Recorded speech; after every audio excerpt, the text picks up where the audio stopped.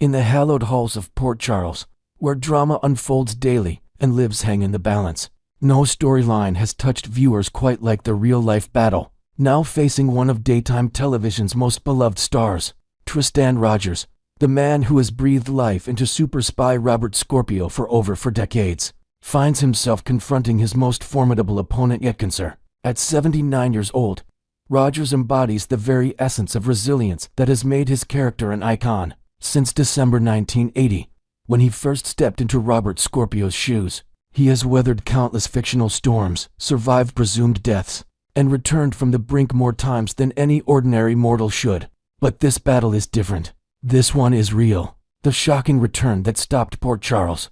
On July 17, 2025, ABC General Hospital fans witnessed something extraordinary as the episode aired, showing Robert Scorpio opening his door to greet his daughter Sasha and granddaughter Daisy with the simple words "Hello, love." Viewers had no idea they were watching a man who had just revealed his cancer diagnosis that very same day. The timing was both heartbreaking and inspiring. Rogers chose to honor his commitment to the show and its fans even as he faced his darkest hour. The scene was particularly poignant as Jason Morgan delivered Sasha and baby Daisy to what would be their safe haven. Robert's warm embrace of his daughter and the tender way he looked at his granddaughter took on deeper meaning when fans learned of Rogers' health battle. "Hi, Dad," Sasha said, and in that moment, the line between fiction and reality blurred in the most beautiful way. A career spanning decades, a legacy beyond measure. Rogers didn't just play Robert Scorpio, he became him. Over 1,400 episodes later,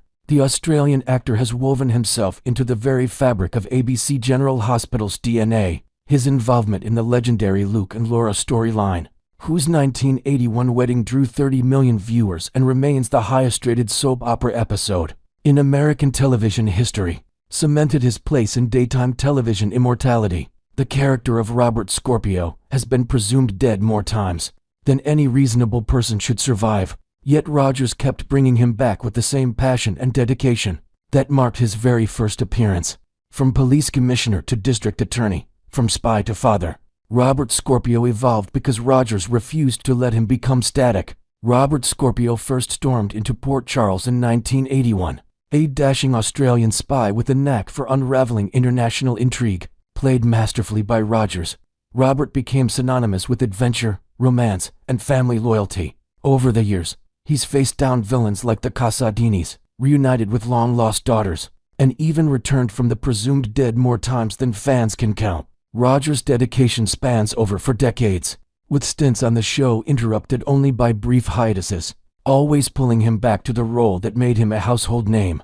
"I've given my heart to this character," Rogers once said in an interview, a sentiment echoed by co-stars like Finola Hughes, who plays his on-again, off-again love interest Anna Devane. The news broke quietly at first, whispered through industry circles before Rogers himself confirmed it. In a poignant social media post, "Facing the fight of my life," he wrote, detailing his battle with liver cancer.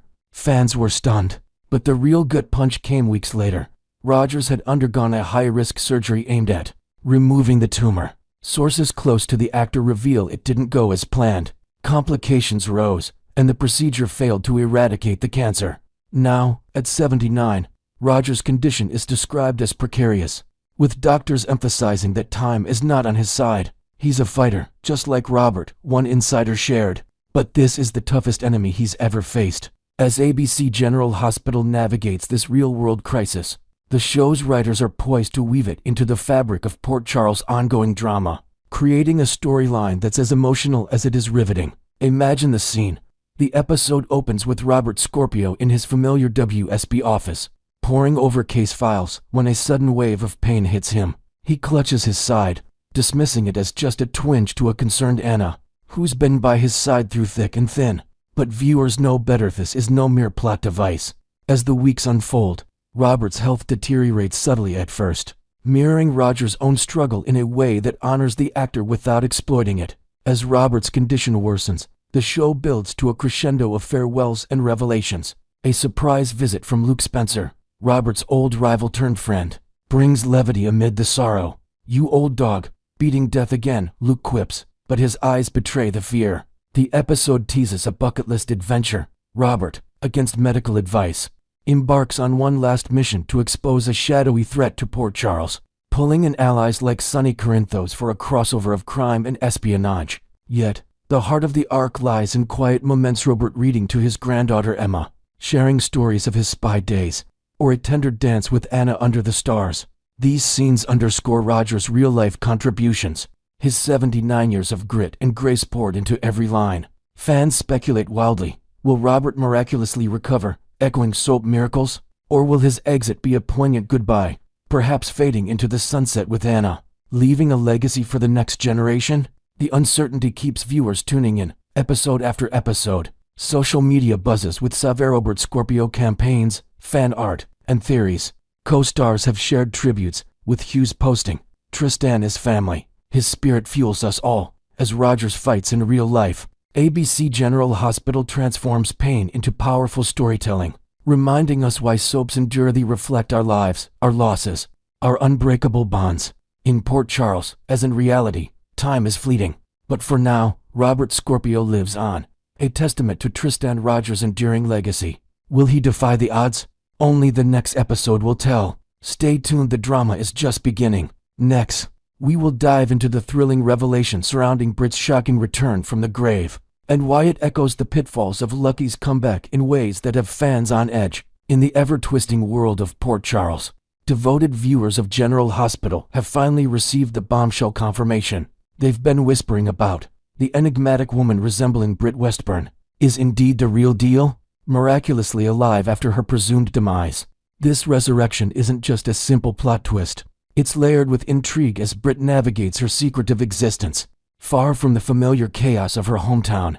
Picture her tucked away in a quaint European villa, perhaps nestled in the rolling hills of Tuscany, where she administers cryptic injections to herself. Could these be experimental treatments tied to her past health battles, or something more sinister like a serum to maintain her hidden identity? Adding to the mystery, she's been spotted engaging in hushed phone conversations with shadowy superiors, hinting at a larger conspiracy that might involve underground networks, or even remnants of her family's notorious legacy. While Jason Morgan, ever the vigilant enforcer, harbors his doubts and keeps a watchful eye from afar, Britt seems content to blend into her covert life, perhaps sipping espresso at sidewalk cafes while plotting her next move. This setup has sparked endless speculation among fans, who are piecing together clues about her motives. Is she evading old enemies, or gearing up for a dramatic re-entry that could upend relationships back home? Yet, this tantalizing reintroduction carries an uncanny resemblance to another fan-favorite comeback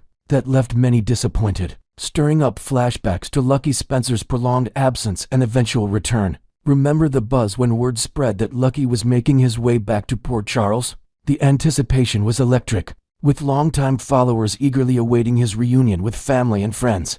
However, the reality fell flat, as Lucky wasn't immediately thrust into the heart of the action. Instead, the storyline dragged on for what seemed like an eternity, confining him to a dingy, isolated hideout, maybe an abandoned warehouse on the outskirts of some forgotten town where he sported unkempt, greasy locks that screamed neglect and despair. Day after day, we watched him pass the time with monotonous rounds of solitaire or poker games against imaginary opponents, his once vibrant spirit dulled by captivity. To break the monotony, Holly Sutton would make sporadic appearances, her elegant presence a fleeting distraction as she delivered cryptic messages or supplies, before vanishing like a ghost into the night, leaving Lucky and the audience hanging on unresolved threads, inventing new layers to this ordeal. Perhaps Lucky was secretly decoding hidden messages in those card games, symbols that foreshadowed larger threats from international smugglers, adding a subtle espionage vibe that the show hinted at but never fully explored. Amid this drawn-out isolation, the writers tossed in a single dreamlike sequence featuring Elizabeth Weber, a poignant vision where Lucky imagined tender moments with her, reminiscing about their shared history amid soft lighting and ethereal music. It was a creative nod to their enduring bond, perhaps even including fabricated flashbacks to happier times like family picnics or quiet evenings by the lake, emphasizing the emotional toll of his absences. But let's be honest, fans weren't tuning in for ethereal fantasies or symbolic reveries. What we craved was raw, real-time confrontation. Lucky standing face-to-face with Elizabeth, hashing out the pain of his repeated disappearances that left her to raise their children alone. navigating heartbreaks and hospital crises without his support. Imagine the fireworks if she'd confronted him about those lost years, calling out his pattern of vanishing acts that mirrored his father's adventurous but irresponsible ways, forcing Lucky to reckon with his flaws in a heated, cathartic exchange. The writers likely intended this slow burn to heighten tension, layering in subtle hints of rescue plots or alliances forming in the shadows, but it backfired spectacularly. What emerged wasn't edge-of-your-seat suspense, but a mounting wave of viewer irritation, as weeks blurred into a frustrating holding pattern that tested even the most loyal GH enthusiasts.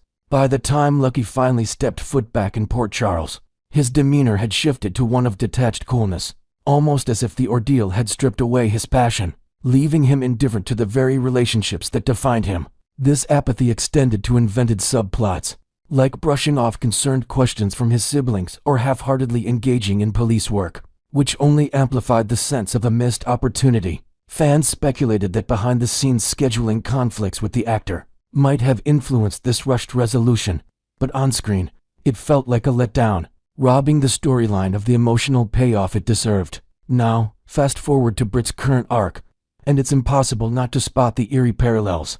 As if the writers are dusting off the same tired script with a fresh coat of paint. Jason is constantly referencing her intense conversations, his stone-cold intuition picking up on inconsistencies that scream foul play, while Liesl Obrecht, Britt's formidable mother, weaves her own web of inquiries and laments, perhaps even consulting old contacts in the medical underworld for clues about her daughter's fate.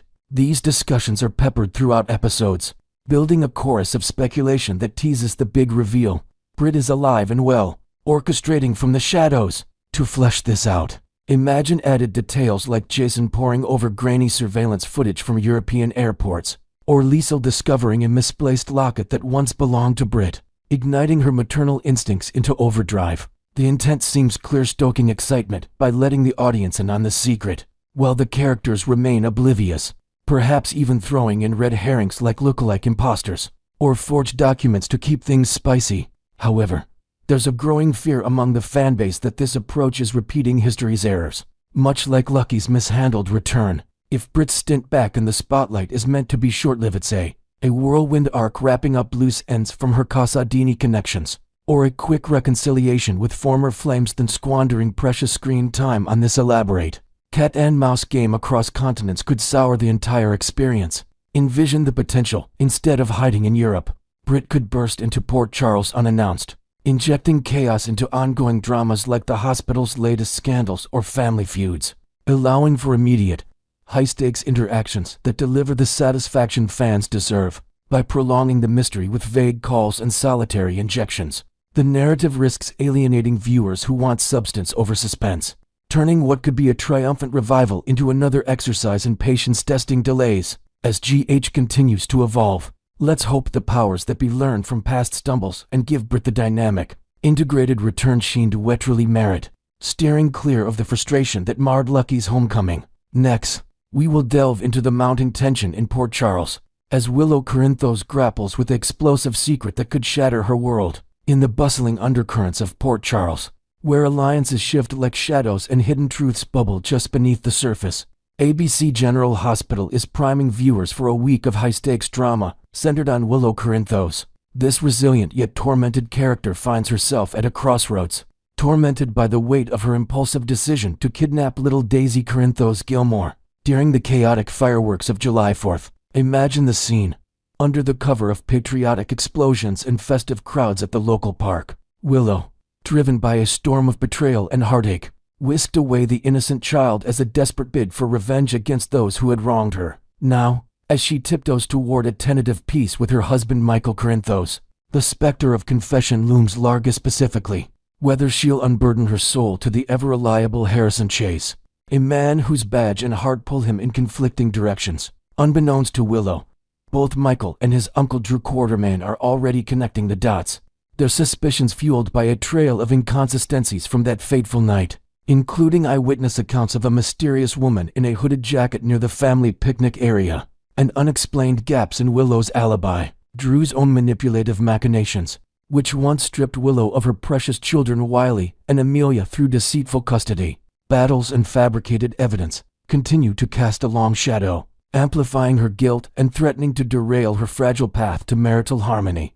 Will she dare to confide in Chase, hoping his friendship offers a safe harbor? Or will the risk of betrayal prove too great? Analyzing this setup, it's clear the writers are masterfully weaving a tapestry of moral ambiguity, where Willow's potential admission could either forge unbreakable bonds or ignite a powder keg of consequences, highlighting themes of trust and redemption that have long defined GH's emotional core. Delving deeper into Willow's psyche, her rash abduction of Daisy wasn't born from malice alone, but from a cauldron of resentment, boiled over by Drew's cunning deceptions, which painted Michael as the ultimate villain in her eyes and stripped away her role as a mother.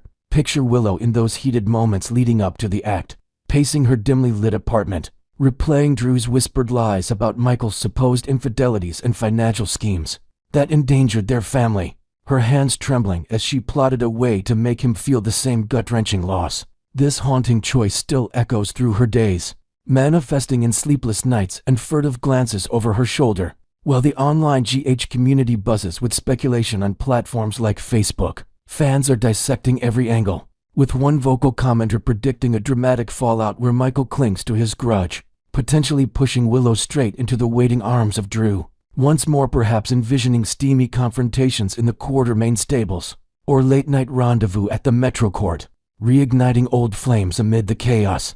To add fresh intrigue, let's invent a subplot where Willow discovers an anonymous note slipped under her door, hinting at surveillance footage from the July 4th event that could exonerate or doom her, forcing her to weigh the perils of silence against the catharsis of truth. This fan-driven chatter underscores the storyline's relatability, as it mirrors real-life dilemmas of forgiveness and fallout, prompting detailed analysis of how Willow's arc explores the ripple effects of manipulation in close-knit families, a staple in soap opera storytelling that keeps viewers hooked. Meanwhile, Willow remains blissfully ignorant of the investigative web tightening around her, as Michael and Drew methodically assemble puzzle pieces from that Independence Day escapade. Their growing doubts stem from post-event anomalies, such as Daisy's unexplained absence during the family barbecue, and Willow's suspiciously timed errand that aligned perfectly with the kidnapping timeline, compounded by Drew's insider knowledge of her simmering rage. Envision Michael poring over old security tapes in his sleek office at Aurora Media,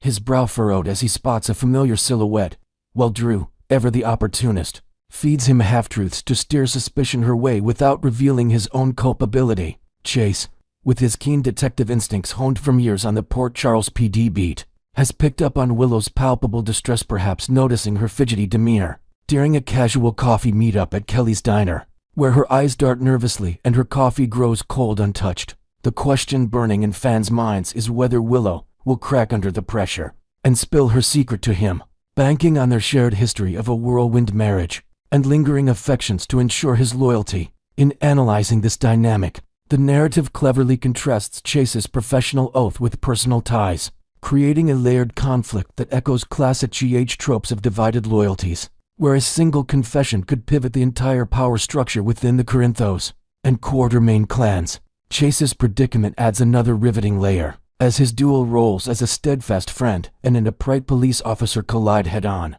Should Willow choose him as her confidant, his unyielding integrity, forged through high-profile cases like busting local drug rings or unraveling corporate frauds, might compel him to uphold the law, even if it means reporting Willow's criminal act and risking the fragile redemption she's clawing toward. GH enthusiasts are abuzz with theories. Will he safeguard her admission, drawing on the embers of their past romancemories of stolen kisses in the hospital corridors, or heartfelt vows during their brief union, or will duty prevail, leading to a tense interrogation room showdown? Complicating matters, Brooklyn Quartermain. Chase's current flame, with deep roots in the Quartermain dynasty, could sway him toward protecting Michael, perhaps whispering urgings during intimate dinners at their cozy loft, emphasizing family loyalty over old flames.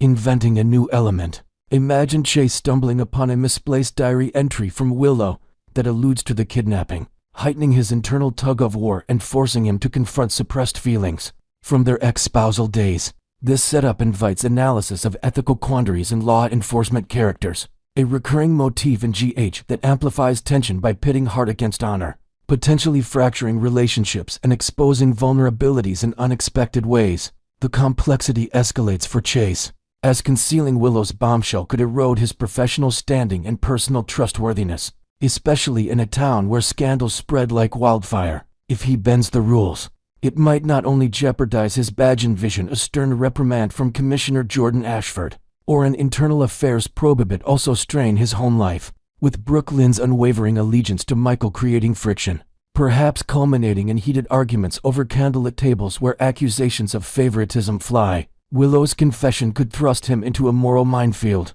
balancing the scales of justice against the bonds of friendship. And fans speculate this might lead to invented twists like Chase anonymously tipping off authorities, while feigning ignorance to Willow. Analyzing this section, the writers are building a multifaceted dilemma that probes the costs of secrecy, mirroring broader themes of integrity in GH's ensemble, where one character's choice ripples outward, threatening to upend alliances and ignite feuds. At the heart of it all lies Willow's profound inner conflict, a turbulent storm of regret and fear that could either cement her path to healing or demolish her aspiration for a stable future. Her potential decision to entrust Chase with the details of her July 4th misdeed, detailing the frantic drive to a secluded cabin where she briefly held Daisy before second thoughts, prevailed, hangs like a sword over her head, with the stakes including not just her marriage but her very freedom. Should Chase falter and leak the information, even inadvertently, to Brooke Lynn during a moment of vulnerability, the fallout could reverberate through the opulent halls of the Quartermain mansion,